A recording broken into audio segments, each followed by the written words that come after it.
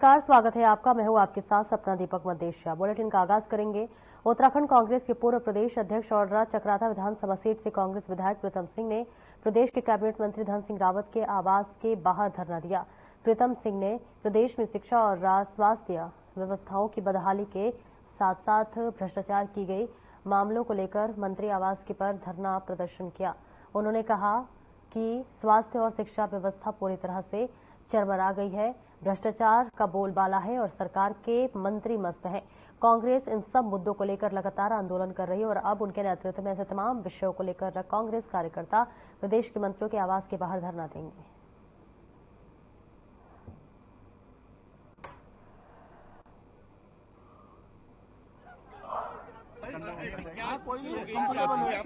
देखिए, शिक्षा व्यवस्था, स्वास्थ्य व्यवस्था प्रदेश में पूरी तरीके से चौपट है। मंत्री को इन तमाम चीजों से कोई सरोकार नहीं। पूरी की पूरी सरकार भ्रष्टाचार में डूबी हुई है और हमने कई बार मंत्री से आग्रह किया कि भाई स्वास्थ्य और शिक्षा के इस परिप्रेक्ष्य में आपसे मिलना चाहते हैं, कोई समय उन्होंने नहीं दिया। अगर मंत्री विधायक को समय नहीं देगा तो हम सड़क पर उतर करके संघर्ष करेंगे और ये शुरुआत है। शिक्षा मंत्री सोच ले, समझ ले, मैं कहीं घुसने नहीं दूंगा आसानी से उनको, इस गलतफहमी का शिकार होंगे अगर, तो इसलिए आज धरने पर बैठा हूं। आज शुरुआत है, आगे संघर्ष करेंगे, लड़ाई लड़ेंगे।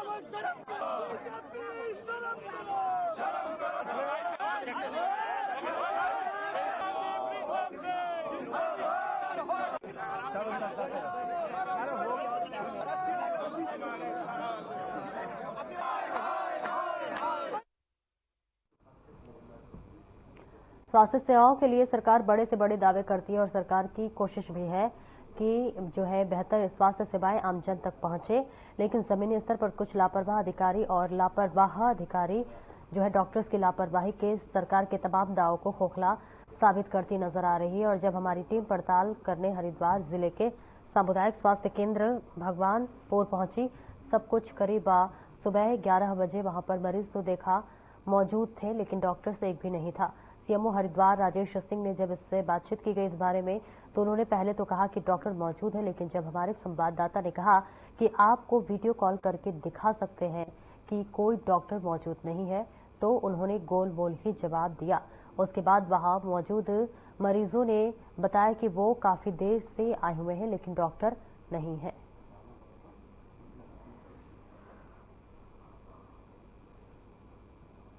भगवानपुर से तस्वीरें दिखा रहे जहां पर अब लगातार जो है अधिकारियों की लापरवाही देखने को मिल रही है, जहां पर लगातार योजनाओं को पलीता लगाते हुए नजर आ रहे हैं। तमाम मरीज हॉस्पिटल में पहुंच रहे हैं अपने इलाज कराने के लिए, लेकिन वहां पर डॉक्टर ही नहीं मौजूद है। इस पर रात जब हमारी टीम वहां पर पहुंची और हमारे संवाददाता ने जांच पड़ताल की, तो पाया कि वहां पर डॉक्टर्स नहीं है, जिसके लिए सीएमओ को फोन किया गया। सीएमओ ने कहा कि गोलमोल जवाब देते हुए बात को नजरअंदाज करते हुए नजर आए, लेकिन इस बीच जो है उनसे बोला गया कि आप वीडियो कॉल के जरिए देख सकते हैं कि यहाँ अभी तक कोई भी डॉक्टर नहीं है, तो गोलमाल बात जवाब देते हुए वो नजर आए। फिलहाल ये देखिए लापरवाही की एक बानगी देखने को मिल रही है, जहां मरीज जो है अपने इलाज कराने के लिए हॉस्पिटल पहुंचे हुए, लेकिन लंबे इंतजार के करने के बाद भी वहां पर डॉक्टर मौजूद नहीं है, जिसकी वजह से काफी जो मरीज थे वो परेशान होते हुए नजर आ रहे हैं। तो ये देखिए हॉस्पिटल का नजारा आपको दिखा रहे हैं, जहां तमाम मरीज पहुंचे हुए हैं। मरीज तो पहुंचे हुए हैं, लेकिन यहाँ पर डॉक्टर की जो कुर्सी है वो खाली दिखाई दे रही है। डॉक्टर यहाँ टाइम से नहीं आते हैं और ऐसे में ये अपने आप में हर मरीज के साथ उनके जान के साथ खिलवाड़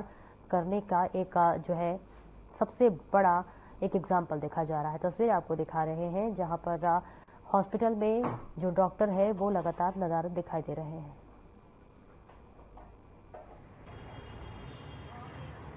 जी, क्या मामला है यहाँ भगवानपुर स्वास्थ्य केंद्र?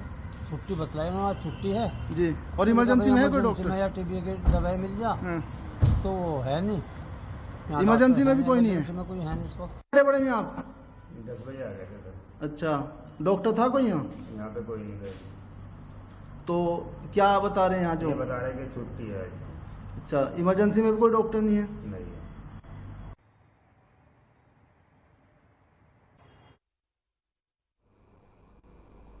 जहां एक वर्ष से निकाय चुनाव के लिए सरकार चुनाव नहीं करवा पा रही थी और चुनाव को टाल रही थी, वहीं अब चुनाव इसी वर्ष कराने के आदेश उच्च न्यायालय से सरकार को दिए गए हैं। जहां पर क्रम में कांग्रेस पार्टी ने आगामी समय में होने वाले नगर निकाय चुनाव को लेकर जिला देहरादून में चुनाव प्रभारी प्रकाश जोशी को नियुक्त किया गया है, तो वही चुनाव प्रभारी ने कांग्रेसियों के साथ एक बैठक तिलक भवन विकास नगर में की, जिसमें पूर्व कैबिनेट मंत्री नवप्रभात शहर अध्यक्ष जो है कितेश जायसवाल, वरिष्ठ कांग्रेसी नेता प्रेम प्रकाश अग्रवाल, पूर्व शहर अध्यक्ष शम्मी प्रकाश, पूर्व सभासद नगरपालिका मुजीबुर रहमान सलीम, विकास नगर के नवनियुक्त मीडिया प्रभारी बलजीत सिंह, वरिष्ठ कांग्रेसी नेता संजय जैन, महिला कांग्रेसी नेता शशि चौहान के कई अन्य कांग्रेस जन इस बैठक में शामिल रहे। वहीं चुनाव प्रभारी प्रकाश जोशी ने राज्य सरकार पर देर से चुनाव करवाने जाने के लिए उसे टालने के बारे में भी मीडिया से वार्ता की।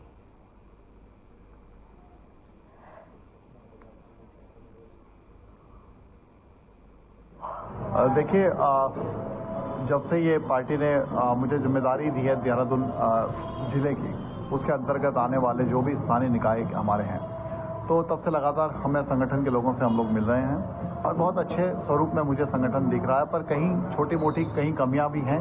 वार्ड स्तर पर कहीं कमेटी को गठन की ज़रूरत है, कहीं वार्ड अध्यक्ष लगता है कि उतना समय नहीं दे पा रहे हैं पार्टी को, तो उनके बदले में और लोगों को जिम्मेदारी देने का काम अगले एक हफ्ते के अंदर पूरा संपन्न हो जाएगा। और मैं मानता हूं कि अगले एक हफ्ते लगभग 15-16 तारीख तक पूरी जितने भी इस जिले के अंदर हमारे नगर निगम है, नगर पालिकाएं हैं, उनके तमाम वार्डों का एक फिर से पुनर्गठन आपको दिखेगा।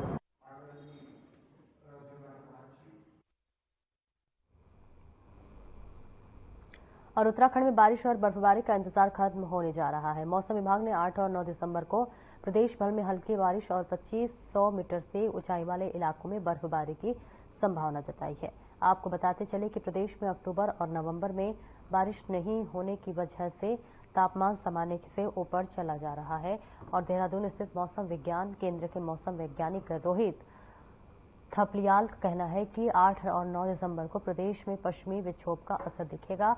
इससे प्रदेश भर में हल्की बारिश और 2500 मीटर के ऊंचाई वाले क्षेत्रों में बर्फबारी होने के आसार हैं। इसके बाद अगले 3 से 4 दिन में तापमान में 2 से 4 डिग्री की कमी आने से ठंड बढ़ेगी।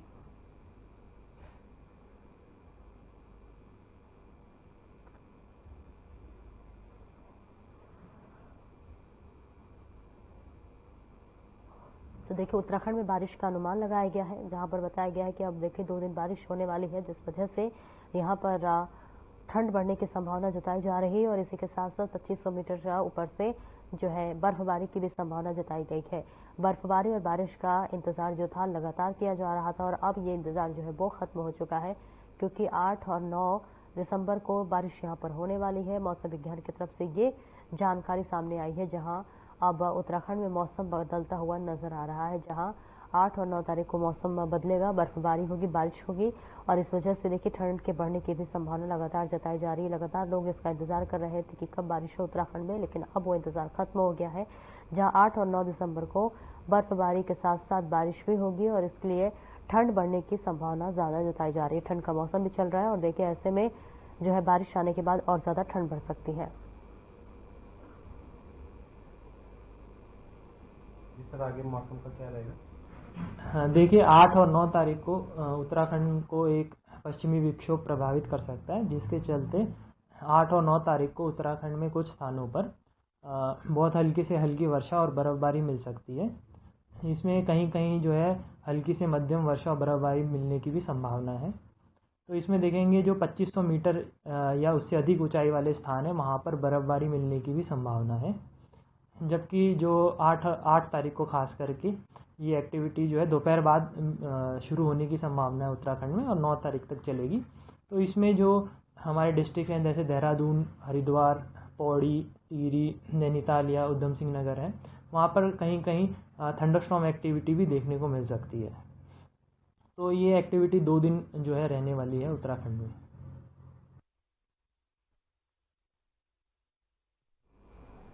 देवभूमि उत्तराखंड राज्य में पहली बार वर्ल्ड आयुर्वेद कांग्रेस के आयोजन होने जा रहे हैं। तय कार्यक्रम के तहत राज्य में 10वीं वर्ल्ड आयुर्वेद कांग्रेस एंड आरोग्य एक्सपो का आयोजन 12 से 15 दिसंबर 2024 तक किया जाएगा, जिसका आयोजन अब राजधानी देहरादून के परेड ग्राउंड में किया जा रहा है। कार्यक्रम की तैयारी में आयुष विभाग जुटा रहा।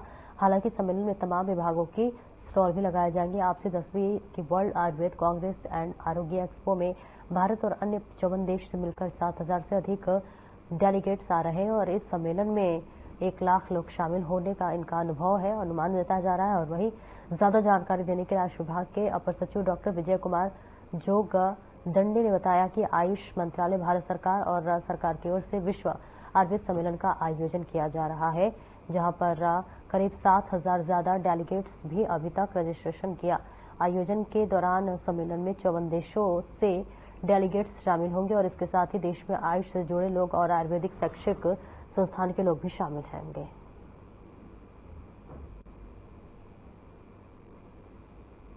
कांग्रेस का आयोजन किया जा रहा है। इसमें 12 दिसंबर से लेकर 15 दिसंबर के बीच में परेड ग्राउंड में ये आयोजन किया जाएगा। इसमें 7,000 से ज़्यादा डेलीगेट्स के द्वारा अभी तक पंजीकरण पूर्ण किया जा चुका है।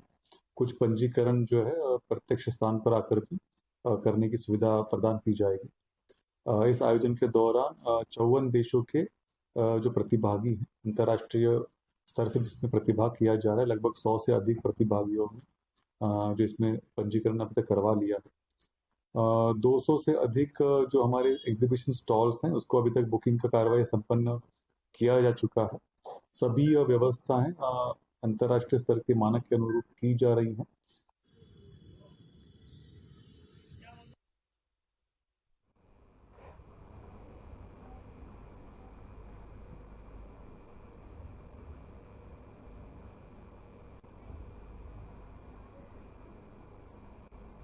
वक्त चला छोटे से ब्रेक के लिए जल्द लौटते हैं।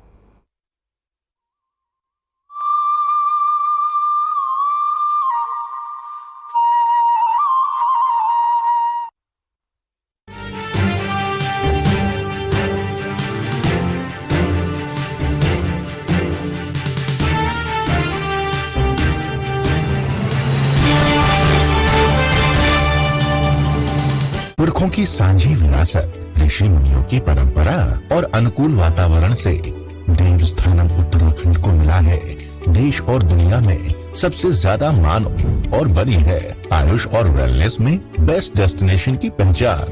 We all came here to clean our 5 chakras and so far so good. We really enjoy it and I give my best wishes for the government of Uttarakhand.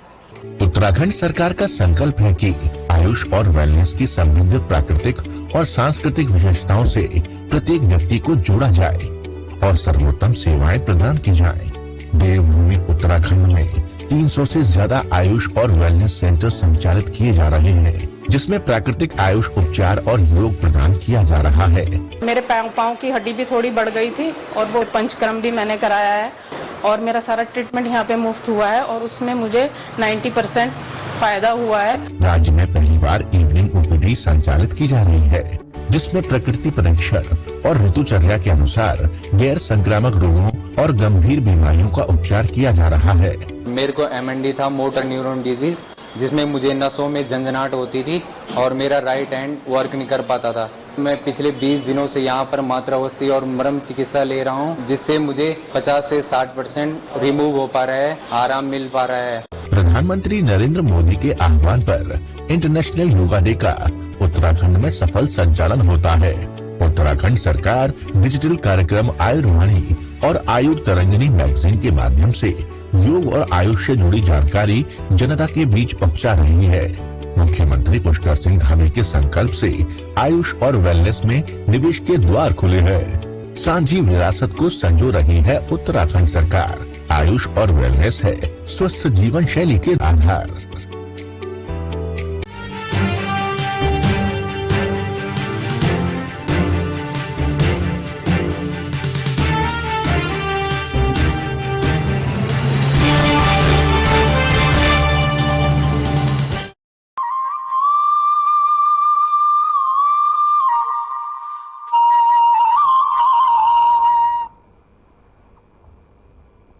और ब्रेक के बाद एक बार फिर से स्वागत है आपका। बढ़ते हैं खबरों की ओर। मसूरी में बस स्टैंड के पास राष्ट्रीय राजमार्ग के जो है अधिकारियों ने सड़क के बीचों बीच डिवाइडर लगा दिया, जिसका स्थानीय लोगों ने जमकर विरोध किया। इस विरोध पर स्थानीय लोग सड़क पर बैठ गए और अंतर्राष्ट्रीय राजमार्ग पर स्थानीय प्रशासन के खिलाफ जमकर नारेबाजी की। इस दौरान आपको बता दें सड़क भी जाम लग गया, जिससे कि सड़क के दोनों ओर वाहनों का लंबी लाइन लग गया और लोगों को दिक्कतों का सामना करना पड़ा। तो वहीं ग्रामीणों का कहना है कि मांगे पूरी नहीं हुई तो विरोध किया जाएगा।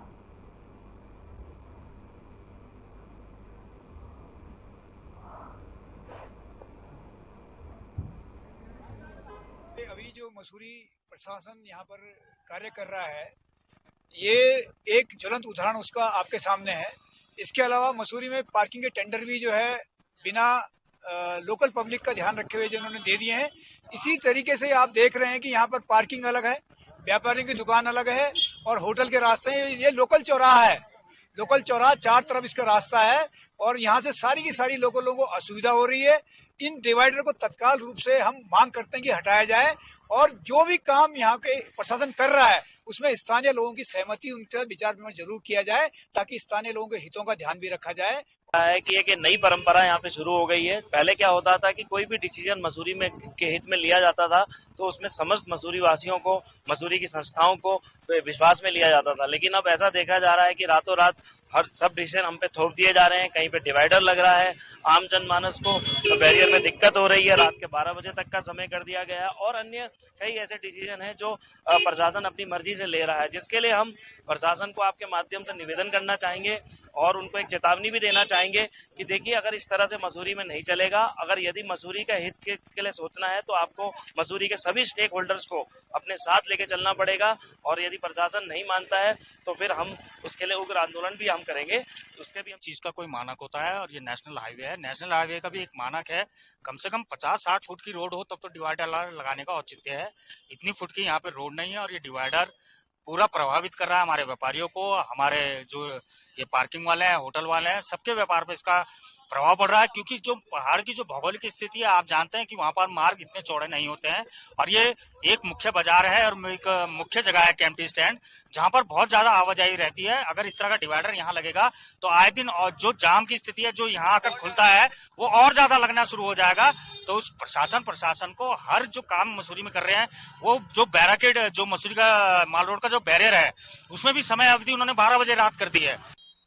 जनता के विपरीत होकर, जनता के विचारों के विपरीत होकर निर्णय लेगा तो आम जनमानस सड़कों पे आएंगे, व्यापारियों का उत्पीड़न होगा तो व्यापारी सड़कों पर आएंगे, किसी भी निवासी का, किसी भी होटेलियर का, किसी भी नागरिक का उत्पीड़न होगा तो समूचे रूप में, सामूहिक रूप में सभी लोग सड़कों पर उतरेंगे और प्रशासन को जागरूक करेंगे कि इस प्रकार का भेदभाव, इस प्रकार की प्रेशर टैक्टिक्स नहीं चलेगी, इस प्रकार का दबाव नहीं चलेगा।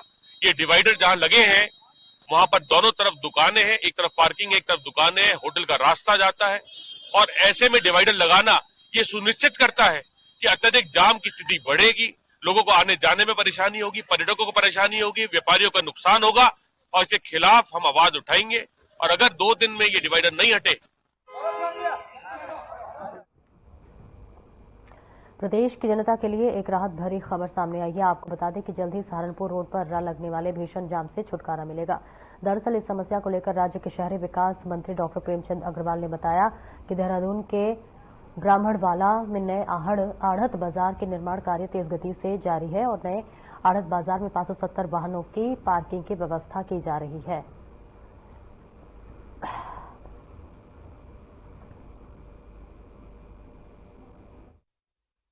देखिए, आप जानते हैं कि जो हमारा सहारनपुर रोड पे बहुत पहले से वहाँ आढ़त बाजार स्थित है और आढ़त बाजार होने के नाते, क्योंकि आप जानते हैं कि व्यापारियों के ट्रक आना और फिर लोड होना, अनलोड होना, और वो एक ऐसा रास्ता है कि जिसमें सहारनपुर या अन्य क्षेत्रों से आने वाले लोगों के लिए वो स्थान एक बोटल नेक की तरह था। बड़ी परेशानी होती रही, जाम लगता रहा, तो सरकार द्वारा निर्णय लिया गया कि इसको शिफ्ट करेंगे। ब्राह्मणवाला में स्थान चिन्हित करने के बाद वहाँ काम जारी है।